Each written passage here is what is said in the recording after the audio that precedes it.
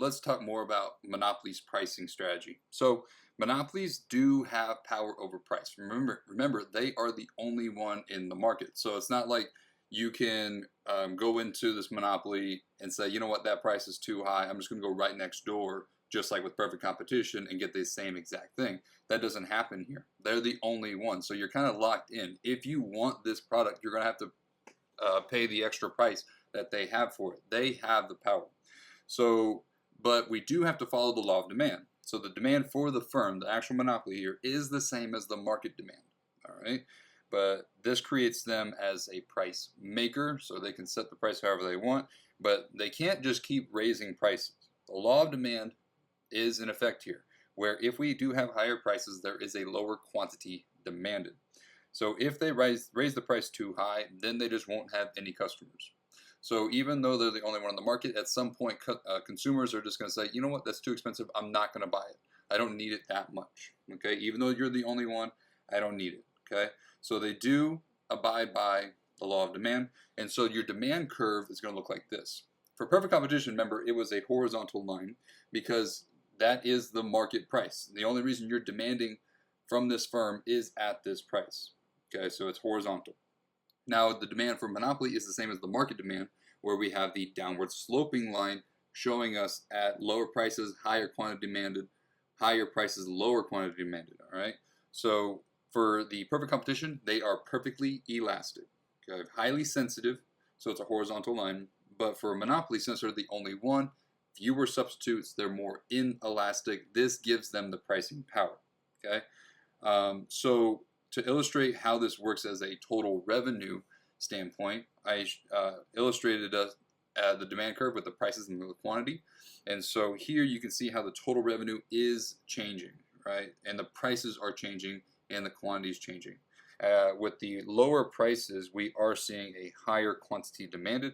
And so because of that, because the prices and the quantities are changing, the total revenue will change as well. And so in terms of profit maximization, right, you would do total revenue minus total cost and figure out where is the most profit you have. All right. So what we can do from here is look at the demand curve and the total revenue, and I'm going to illustrate to you how this actually works. So the demand curve with the price and quantity here, it's going to be our downward sloping line. So what's interesting here is because the total revenue is going here 1,200, 2,200, 3,000, 3,600, and 4,000. As you can see here, it is going up, right? All the way up to 4,000, 4,200. But then what happens? It stays the same, and then it starts to decline. Okay, so basically what happens here is your total revenue goes up and then down. Okay, so it goes all the way up to the 4,200 here, and then it starts to decrease to 4,000 and 3,800 and things like that. Now the reason this happens is because on the demand curve we have our three regions. We have our elastic portion, our unit elastic portion, and our inelastic area here. So going back to chapter 5, which talked about elasticity, as we had higher prices, if you were to charge a lower price, so going from this point to this point, you would see an increase in revenue from here to here on the elastic part of the demand curve. But if you went too low on your price, then you start to decrease your revenue here.